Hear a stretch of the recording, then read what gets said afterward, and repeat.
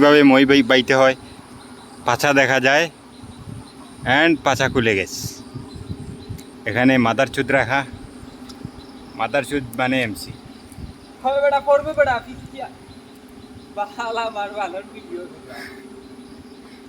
বন্ধুরা এটা কি বললো আপনারা বলেন তো, এটা কি দেখাইছে?